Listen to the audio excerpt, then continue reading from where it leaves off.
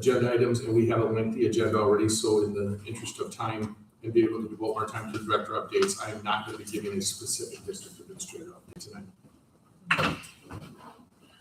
Do I have a motion to approve the agenda as amended? A motion to approve the agenda is amended. I'll second. All in favor, signify by saying aye. Aye. Opposed, motion carried.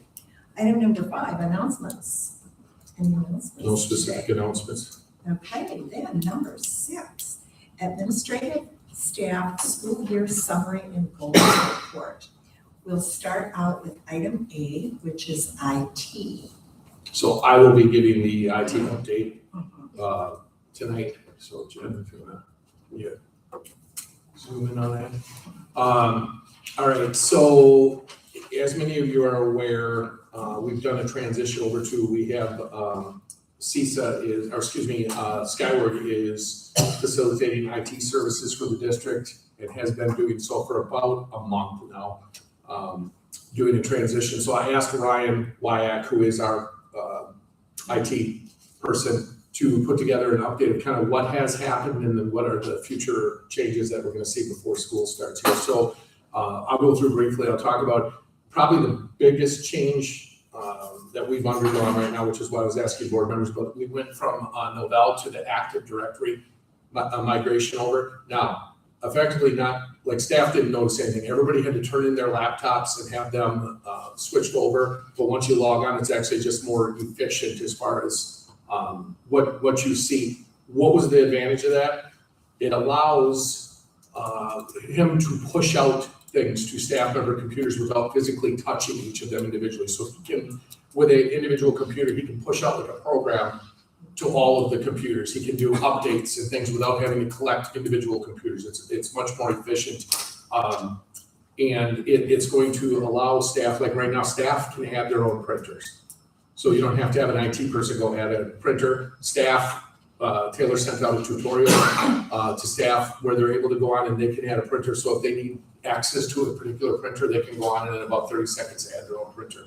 We're eventually going to get to the point, we discussed this last week as a team along with Ryan, where we're going to allow staff, right in the past what it's been is we're very restrictive about what staff can install on their computers, okay, for obvious reasons, but maybe a little over restrictive so that things that are like that make sense, we have to go and install those things on their computers. We're going to allow with certain things like that, staff will still have to get approval, but they can do their own install of certain educational programs and software. It's something Ryan recommended that we allow staff the ability to do. So it's going to streamline a lot of these processes that would require a tech person to go hands-on computers are now going to be able to be done and pushed out through this program. He'll be able to troubleshoot. This is the thing with being on site 1 to 2 days a week. He can do a lot of troubleshooting virtually. And fix things, which he's already done over the last month when we've had some issues and he's not on site. He's able to go in and he's able to add stuff, fix stuff for us. So it kind of plays into the whole idea of having someone not on site 5 days a week all the time too. iBoss to Go Guardian. Several of these changes, what we did is we gave Ryan a list of our programs that we use. When do they expire? What do we use them for? What's the cost? Ryan and Skyward went through and they made some recommendations about what they want to use for those things.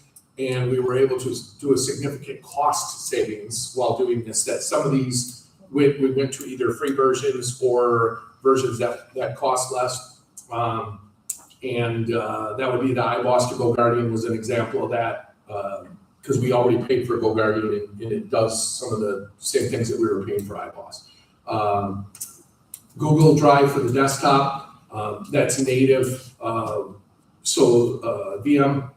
Where now some of these I'm going to be honest with you, I don't know what these things mean, which is why we have Ryan. Otherwise, I would do this myself and save even more money. To Hyper-V migration. I'm just going to tell you. What I say to Ryan all the time is, Ryan gives us recommendations. He said, "Well, what would you like to do?" I said, "You're our IT guy, right? Like you tell me what you recommend." The for-device fax system. We just did the new copy machines on a 5-year lease. That's something we do. Right, pay them every 5 years. Yes. They up. Through Bauer and Fine. discovered that. Yeah. Ongoing changes. These are these are things that we're kind of excited about. Asset tagging. So all of our devices in the district are either they already have asset tags or they will by the time school starts. So that we will be able to, we'll have a scanner that will be able to scan in, track, so you can see Taylor. It's that simple. We ordered 10,000 of those asset tags. It's a code, you scan it in, we can track devices, and we'll have an online tracking system that's set up. The help desk system that he set up, so a device will come in, they'll scan it in, they'll write what's wrong with it, and we'll be able to track it through the process, and staff will get updates of where their computer is or the Chromebook is in the repair process. So, Did we just have a different asset tracking before that wasn't as automated, or there was? It was mostly manual. it was, we You had like Engraving. it was engraved and there was codes, but they weren't, like, it was just used like the checking. So this will actually be able to be the database.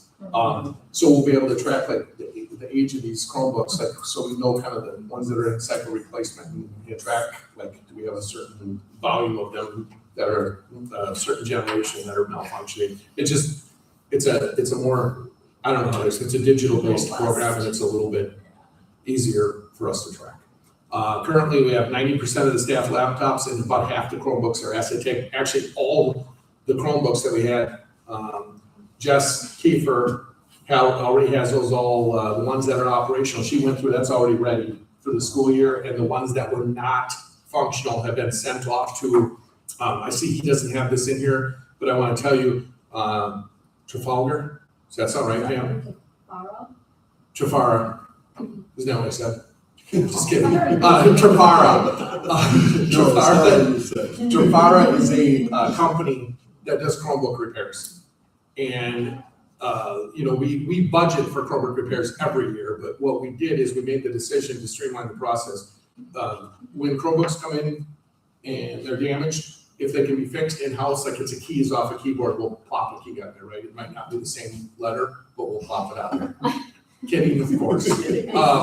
So if it's more than that, we put it in a box that has slots, free shipping, we ship it to this company.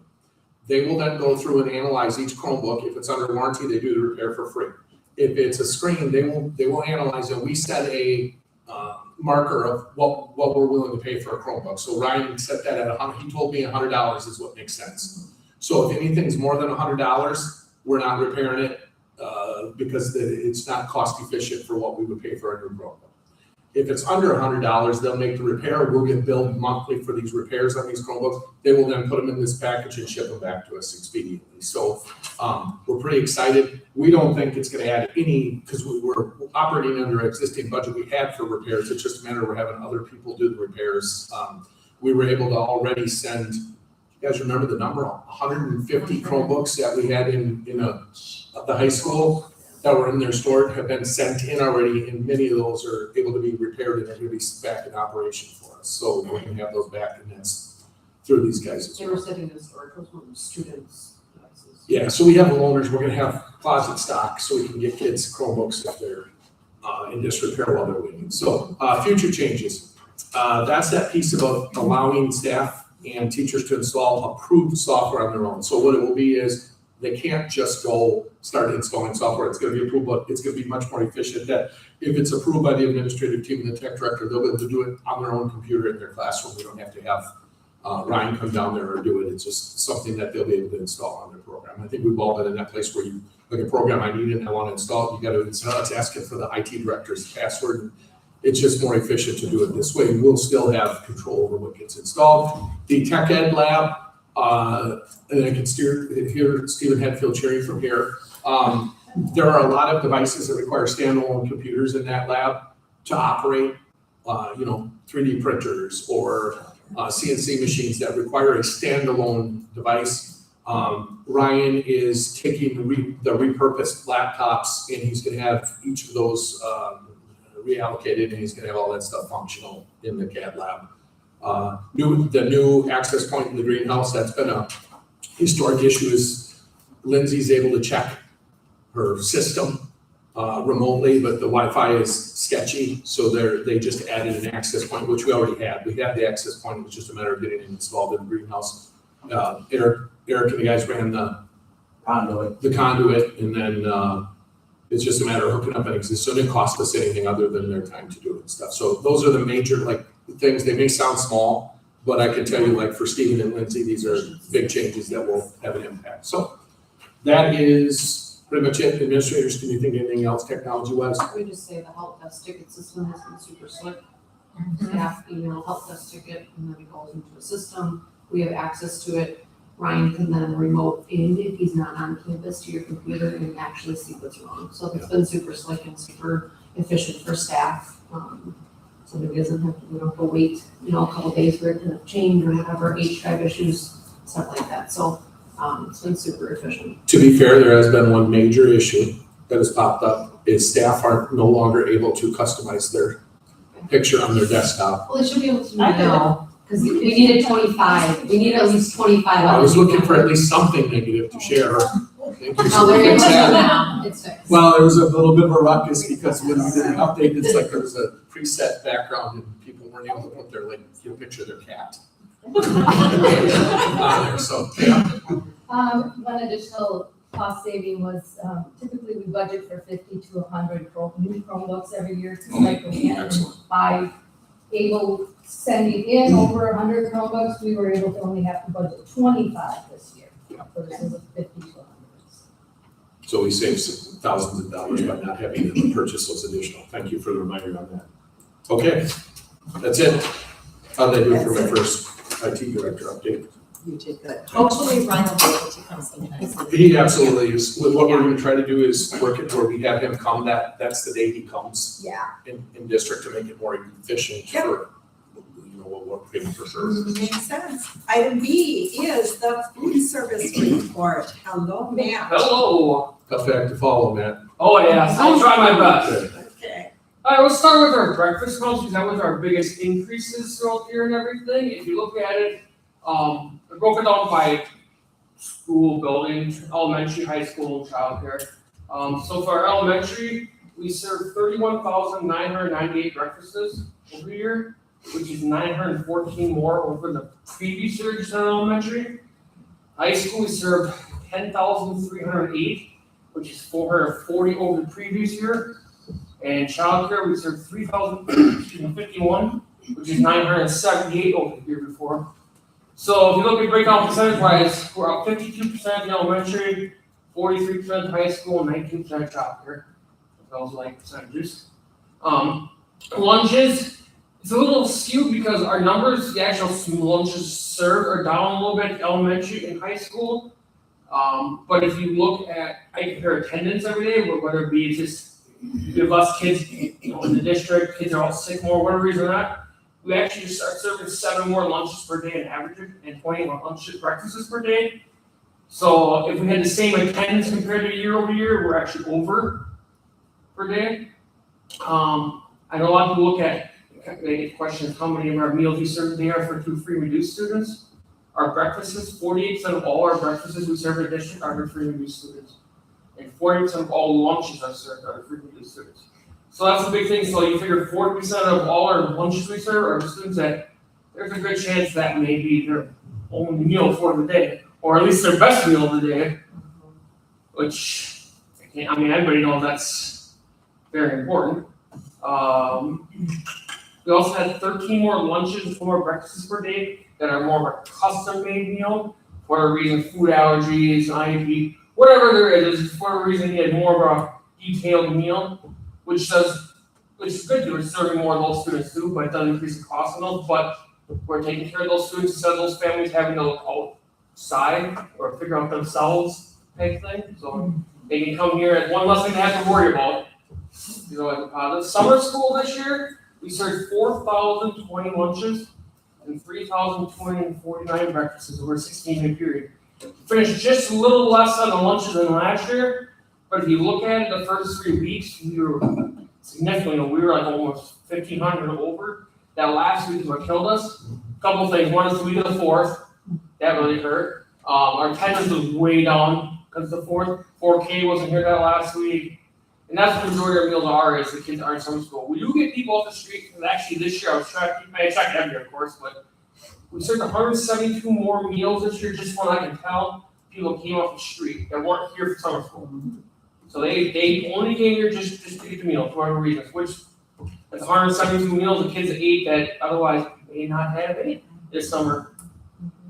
So every year it goes up. I mean, unless the biggest thing that always hits is that last week of summer school. It's always the last week it kind of tails off. Some things we did at the high school, and this was earlier in the year, we got our new dish machine that's installed, that's running great. It's nice to have a machine that's not breaking down every day. Actually clean stuff and not spitting water at you and thinking every day to come in like, please don't we have flooded water in the kitchen, so that's always a plus.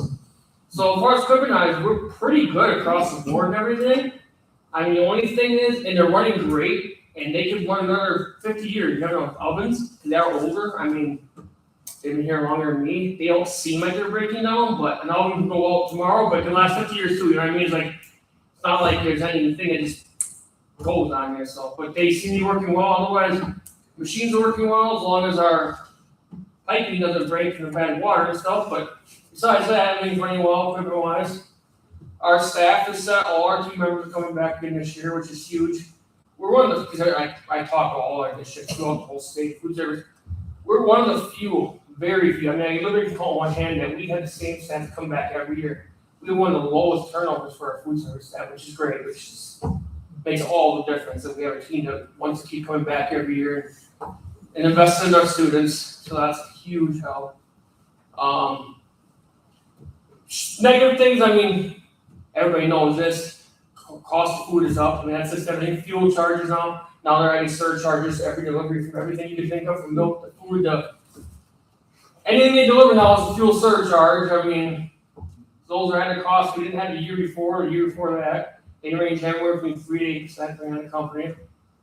So that's something that's out of our hands, but it's something we have to deal with now going forward.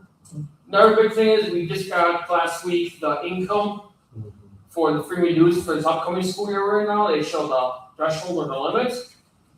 This is my 13th year in the school district. This has got to be the biggest jump I've ever seen as far as more people being able to qualify for income now. Like here's a great example, a family of 4.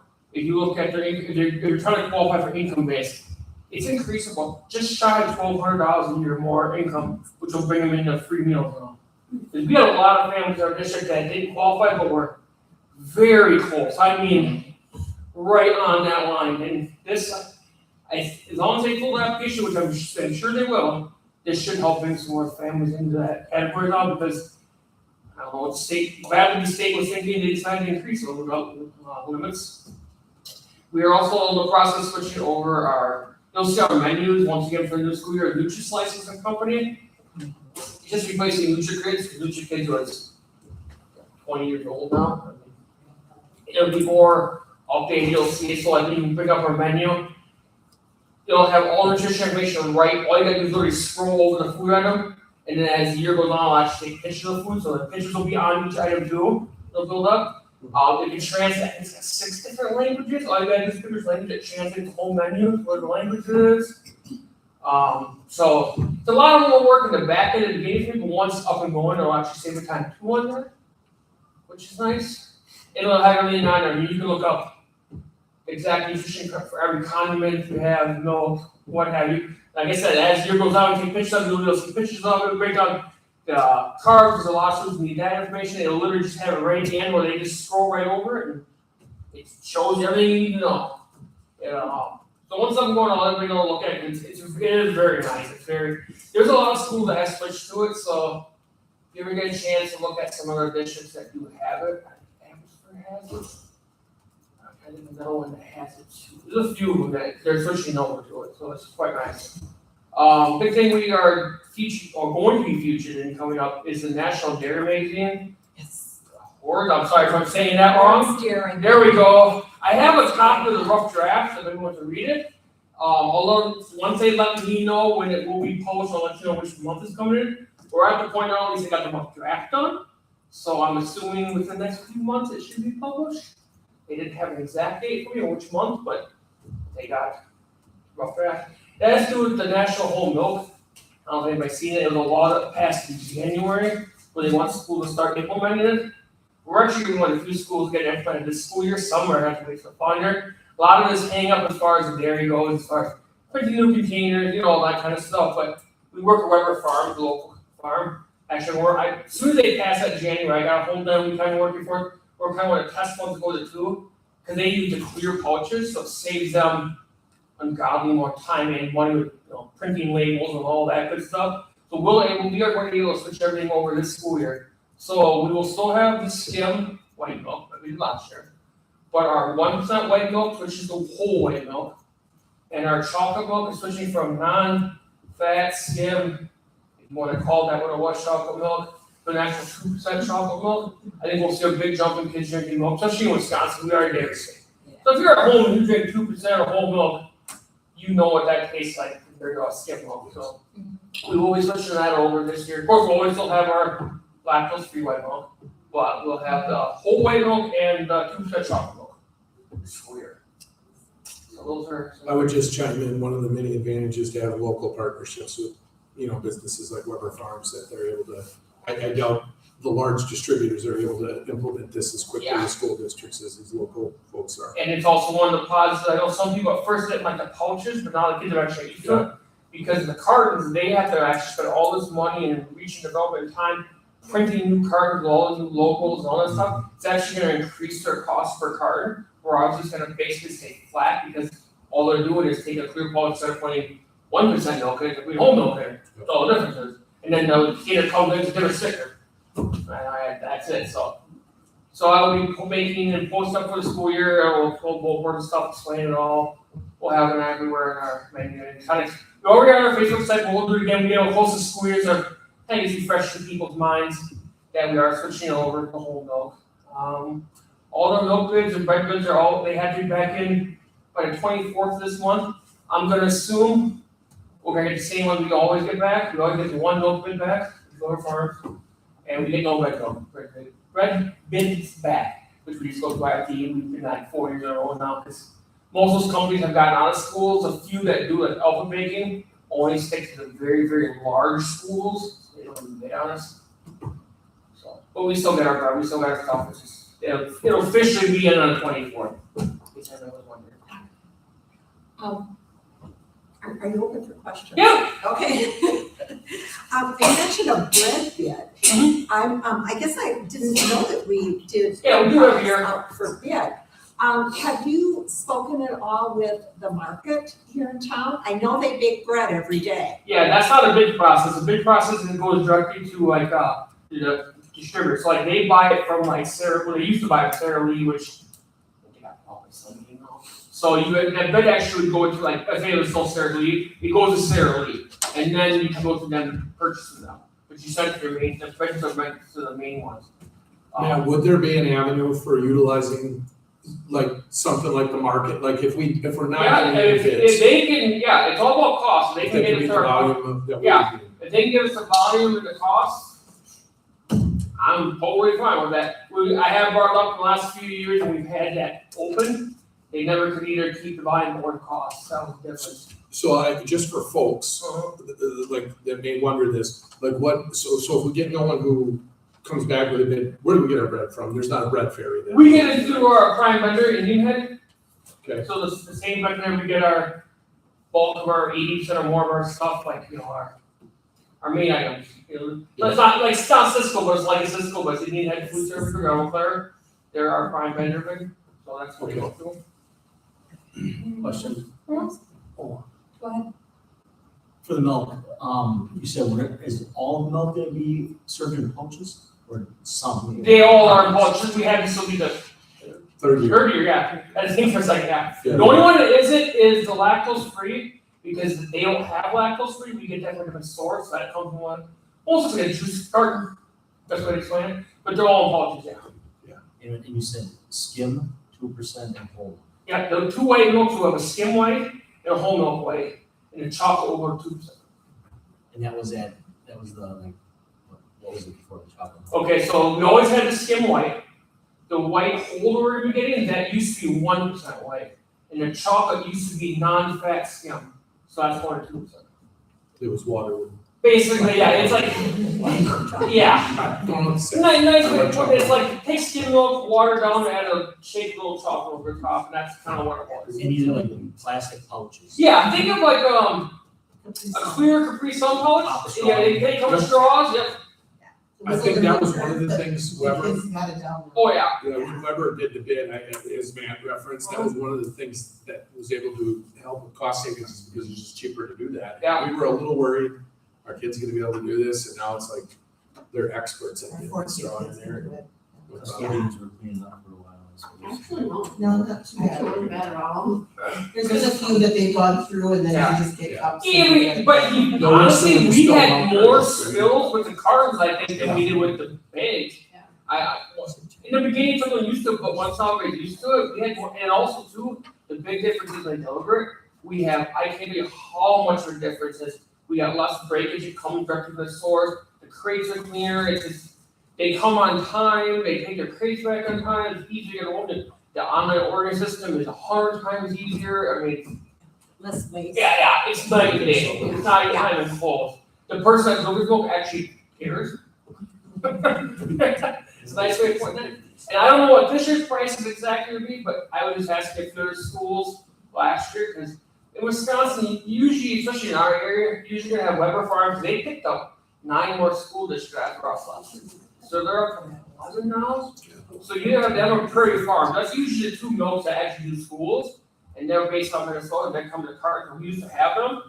Our chocolate, for example, was 38 cents per pouch cost before the milk, everything on it. Theirs went up to like 52 cents, so it's actually cheaper in a pouch than it is today, because all their costs is being put in that Yeah. cardboard Yep. crate, whatever you wanna call that, carton.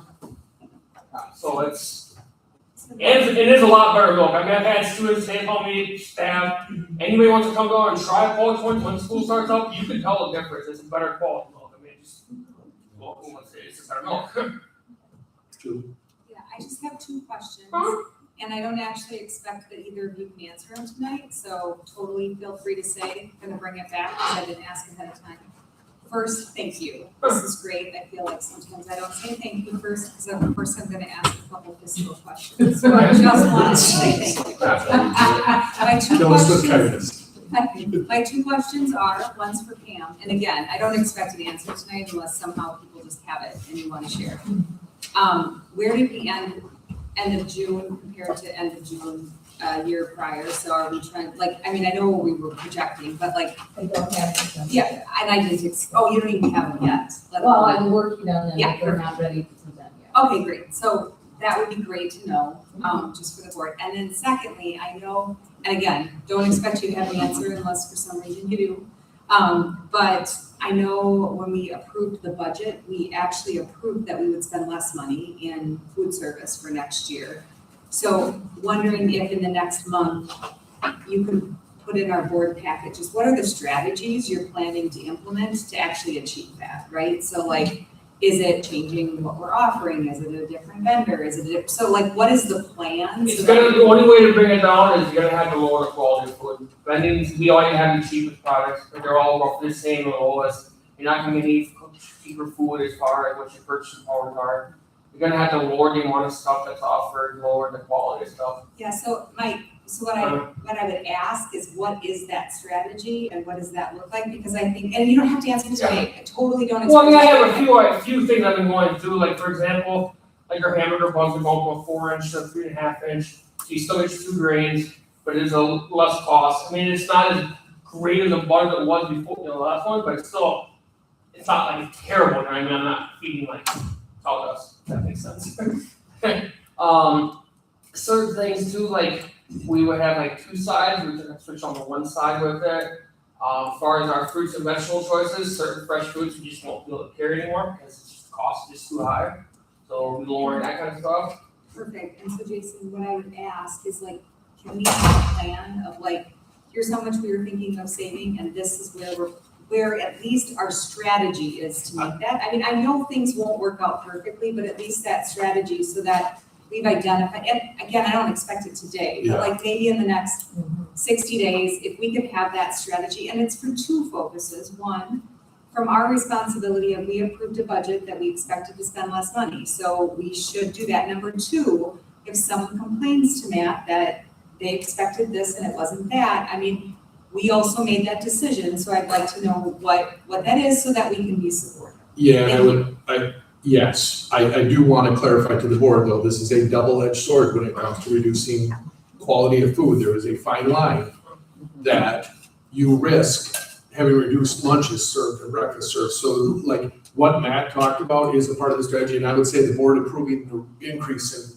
in rates was a big part of the strategy of creating more revenue to be able to do that. So But yes. that was actually a dollar amount, and I can't remember what it was, but there was a specific dollar amount of what we would actually spend less. And I think, we approved that, so we need to hold to that, or we need to change. So I don't- that's just what I'm asking to And like. I don't want to overpromise and underdeliver, is I guess what I want to be very clear with the board is, I can come back with strategies, it's going to look very similar to what Matt just presented, is we're going to reduce costs on some food sources, we're going to eliminate some choices. The variable that we won't know is, let's say we reduce, and I see you not, because you know what I'm How going to many say. kids are gonna back up? All of a sudden, that we start serving 100 less lunches a week, I don't want scrutiny to be thrown on the board or the district administrator saying, well, you told us, because that variable is one we just won't know until we find what that sweet spot is for what we're gonna, I hope that makes sense. I'm not trying to get out and give it an update. I'm just saying,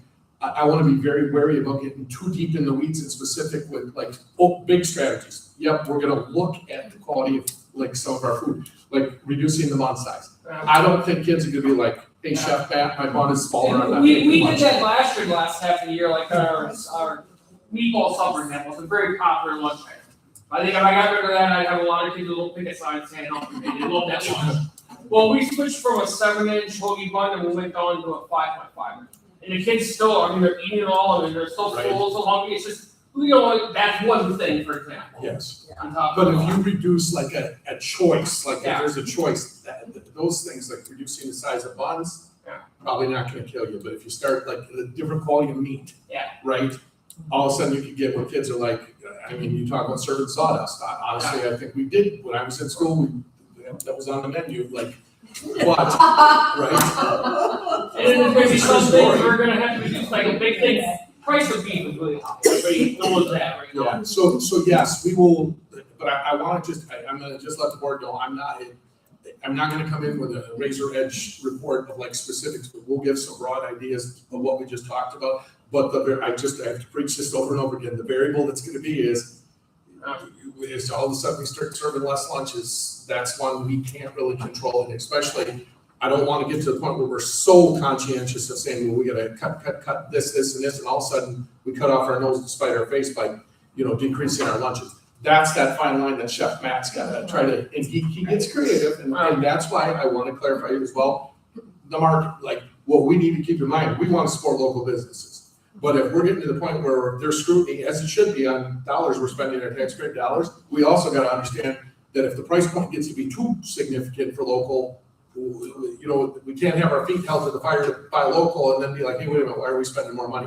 So those are all those things that we wanna try to balance. Even something's even 80 cents more, for example, but if we're serving almost 500 more that day, that's not 80 cents, that's, you're 400 some dollars more, just that one item you're spending. But let us do some work on this, and we'll come back with. One some- last thing I'd like to bring up too, this is something that we have to bring up maybe our time and board figure out, is for whatever we wanna do for policy for negative accounts. Because if you look at our accounts, our top 3 negative active accounts we have right now accounts for $4,370.35 negative. If you take the top 10 active accounts, it's $7,239.68 in negative meal value. That's a significant amount of money. There are 72 accounts in the negative, 10 inactive, 62 active. So, there's a lot of little ones, $1.40, $3. Those, I really don't worry about the big ones because they pay up for it, throughout the year. It's these top 3 to 10 that have been building out. Somewhere in the thousands. Oh, yeah. The biggest one is $1,694.15. Number 2 is $1,306.95, for example.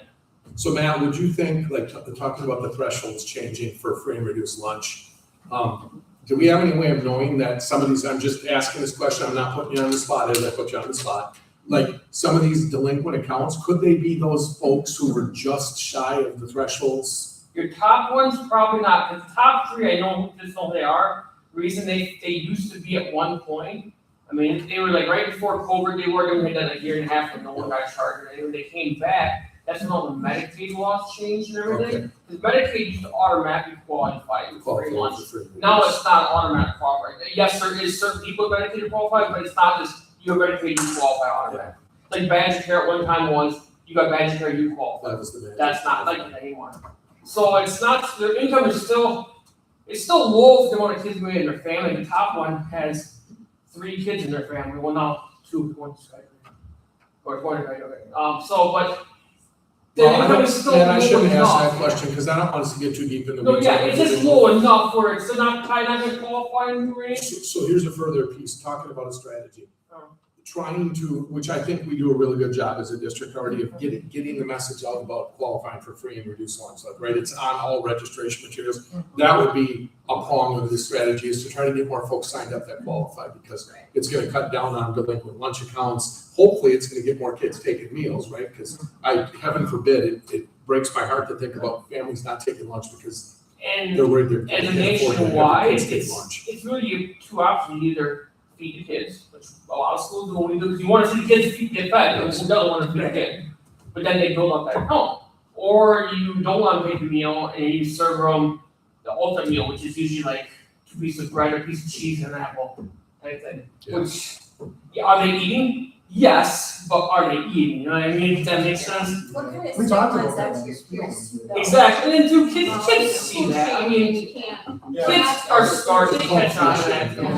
Yeah, I mean, we discussed this at our point, but I never heard about the actual, like, dollar amounts we were, so like, what kind of strategies do you do to recoup the money from the people that want to? How often are you asking them? Oh, Are you- every week there's, I mean, are you actually calling? yeah, they Yes. get, every week there's a Multiple phone times. call, and if they have email stuff, email also, and a letter, if they're in a negative. And then if they're within $0 and $5 or just low, they get the same thing also. Are you actually talking to them? or- It's an automated message, but then once they get over 500, I actually should call them, but at this point, some of them, it's been negative how many years, they just don't answer, or they in 1 year altogether, you know what I mean, like, they're hearing the message, but, These situations where school social workers involved too. so. Yeah, I mean, and then we have to make a decision ultimately, we get to a certain point is, and Pam educated me on this a week and a half ago about school districts actually collecting delinquent funds is that it's not, one would think it would be easier for public entities to do that. It's not, is that if we don't have driver's license numbers for people and stuff, we are unable to actually even proceed unless they voluntarily give that to us after the fact to proceed with collections. Yes, I'm not making this up. And it does give a negative stigma to your district. I mean, negative news does get out there. I mean, well, it does. I mean, That would be negative news if they found out that we're gonna let them keep getting away with it also. yeah. So, one last thing. There's been complaints, and you yourself included, about the quality of the nutritional. Guidelines, whatever you wanna call it, yeah. Like, you The gotta smart cut back on snack sodium, thing. cut back on sugar. And then we gotta cut that back in this year, actually. So has this, okay, that was my question, has this improved over the last couple of years or not? What do you mean by improve? I mean, The are they more- restrictions. are they- They've gotten more restrictive, if that makes sense. Like this upcoming year, there's less sodium and less sugar. Sugar, we've never really had an issue. We're not a district that our food is like tons of sugar, so that's really never affected us. Sodium level what hurts us. Because like example cheese. We're in Wisconsin, we know what cheese tastes like. So the cheese sticks, like our kids love cheese sticks. Whether that's cheese over bacon on our pizza, they've gotten the sodium level so low that it's really not cheese anymore. Like when we what's for pizza, for example, we use our mozzarella cheese. We have to use the kind that's so low in sodium that it almost burns like instantaneously. It's not really cheese anymore. So you gotta get creative how you melt it. It's just different. So like if you're a student and you go home and you're getting your mom or dad or whoever, and you're eating pizza with real mozzarella cheese in Wisconsin, you're gonna have. You're gonna notice the difference here in school. It's just Yeah. Pam, you had your hand up. Yes, I had wanted it on the agenda to discuss the policy for food service. And Chris made a good point, I recognize that there's a lot of people that stopped paying when we changed our policy. So over the last few years, and their balances are continuing to grow. So I did have that as a future agenda item that I kind of thought we should be discussing and looking at, putting a cap on it maybe. Okay. we can cover that under 13. Under item 13, thank you. I have one last question, hopefully I'm not getting too micromanaging here.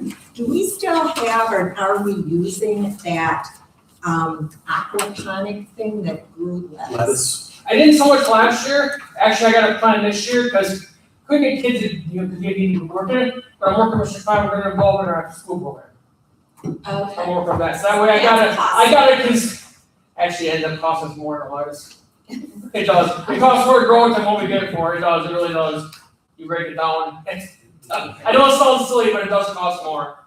I'll follow up with you on that. But yeah, but I am going to work it because you need a consistent one, kids do it at a consistent time, you can't just kind of like, I'll do it and then they back out of it and this type of thing. So with working on the after school program, I can get the same amount of students at once a week, twice a week, wherever we are as far in the growth period to work on it. Any other questions? Thank you, Matt. Thank you, Matt. We'll go on to item C, building and grounds. With the dynamic duo here.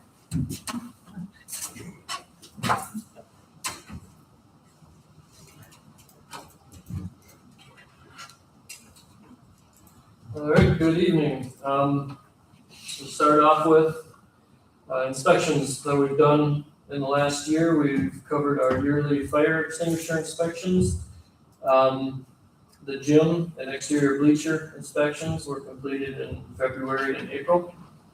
The CTE dust and fire suppression inspection was completed in June. The HVAC air filter checks we've been doing quarterly. And the stage curtain flame test is awaiting schedule. We've got them almost lined up to get here. A list of projects that have been done and are working on. The annual gym floor refinishing will be completed the last week of July. Some minor roof leaks have been patched, kind of an ongoing thing. The one water heater above the varsity locker room has been replaced. A non-operational water heater that we had in the elementary school was installed this spring. A water softener in the admin building was replaced and is actually not working. The 2 new boilers were installed above the varsity gym last fall and winter. And the new heating fluid is being added currently. We assisted the Wrestling Booster Club, having the multi-purpose room repainted. The Booster Club paid for it, we just brought equipment and helped with taking signs down on the walls. In March, the maintenance department office and the shop were moved to the ag mechanic shop in this building. And the previous maintenance building was empty. Work will be starting soon, I believe, on the 24th was the last date I was told, on the previous maintenance building for the construction of the health clinic. We are working on a steady stream of HVAC issues due to the age of some of the current equipment. So we have a steady list of constant prices and for repairs and replacement that we're working on. Baseball and softball field prep was a new responsibility this spring. That task, along with the prep for the track and field area, went well. That included a big regional track meet that we hosted. We're currently working on summer deep cleaning of the rooms and waxing and shampooing of the floors. Some other summer projects that we will be getting to shortly include resealing the administration parking lot and cleaning the exterior of the buildings and leveling concrete on the sidewalks. We're also hoping to do some upgrades to the old maintenance garage interior and exterior in relation to that clinic remodeling project. And we currently have a crew painting selected classrooms and the stage. And we will soon be looking to fill one custodial position that was open due to retirement. And Brett, to clarify for the board, the reason the wait on the filling that position is with the summer is everybody moves to days. Yep. So effectively, we have a unique opportunity to save some cost over the summer because we have plenty of people staff, but once we get into the school year with the shifts, we'll need that extra position. So yeah, that's just a quick list of some things we've been doing. Any questions? Just a comment. I took a walk around the grounds today. You guys are doing outstanding. The football field was green. There weren't holes in it. There wasn't cut grass on the track. I had to check what school I was at. It was good, very good. I was really pleased. I walked around the playground. I walked around the high school. You guys are doing a great job. Thank you. Next question. I'm looking forward to talking later about some of the capital improvements. Yes, I'll be back. Yeah. I'm popular tonight. Okay, thank you. Thanks, Thank guys. you. Okay, next, item D, childcare. Wendy.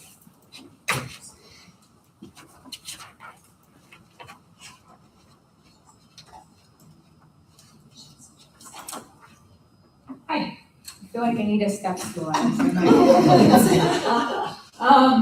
So what we've got going on, we have some Wood County grant project money that we need to use up. We have a plan with the guys about our bathrooms. We are going to build a step up to the bigger toilets, which will also bring the kids closer to the sink so that they can get up and down to the toilets for potty training in our twos room. We are also getting a wall-mounted changing table to help the staff, because right now we are throwing a big thick pad onto the floor and changing on our hands and knees off the floor to diaper. The playground this year, we had a student, Brody Withers, made us a sandbox for his shop project, and we are waiting for that to be installed on our playground.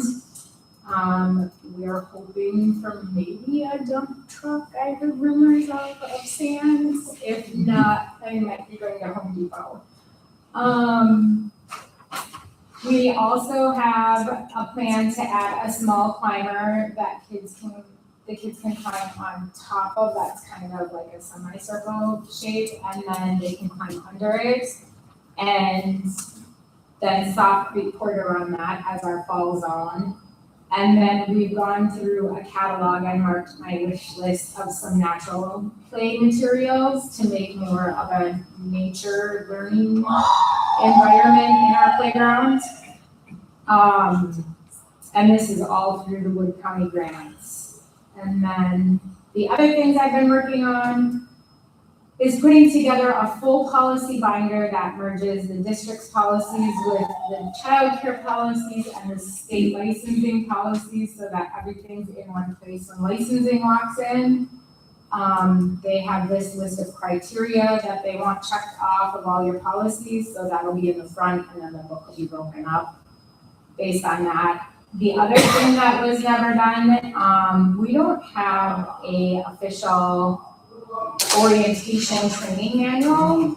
So I'm working on that to coincide with the state licensing recommendations for what we need to orientate and train staff. So I've been busy with that.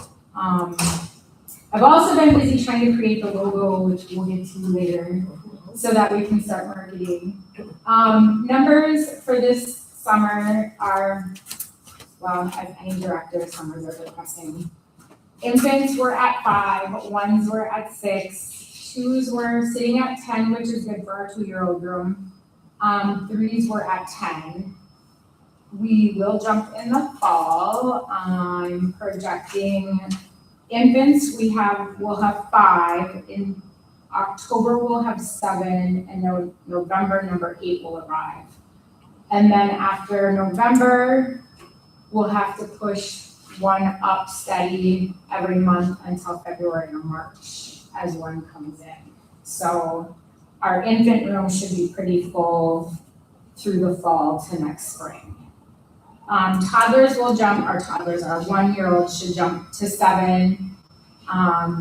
And then our 2s will be at 6, and our 3s, Aaron's room will possibly be at 7, maybe 8. Staff right now, we have 7 people full-time, and we have 1 student that's working 3/4 of the time. She's filling in gaps for vacation, giving plannings, and help cleaning up the place. She is going off to school this fall, so I don't know if she'll stay with us part-time, or if she'll just choose to find something over in Stevens Point. This fall, we have a lot of things going on that I'm putting in place. We were asked to participate in a program called Lena Grow. This is a program through the Legacy Fund in Wood County, and the program helps us build brain development in our students. This is gonna provide our staff training. The staff and the children during the Lena hours will be given vests to wear, and the vest counts the number of words spoken to the children, not the conversation, so no conversations are recorded. It only counts the number of words spoken, and then the data is used to help us build vocabulary in our classrooms to boost brain development through all of our ages. Parents will see information on this coming in August or September. In the fall, we're also starting our assessment piece to our curriculum, and we're actually falling under our curriculum instead of kind of using the Wisconsin, the WEMOs and models of early learning. This will align with that, but we've also jumped on board with what Danny has in her department, and we will be using the Portage, is it the guide or the project?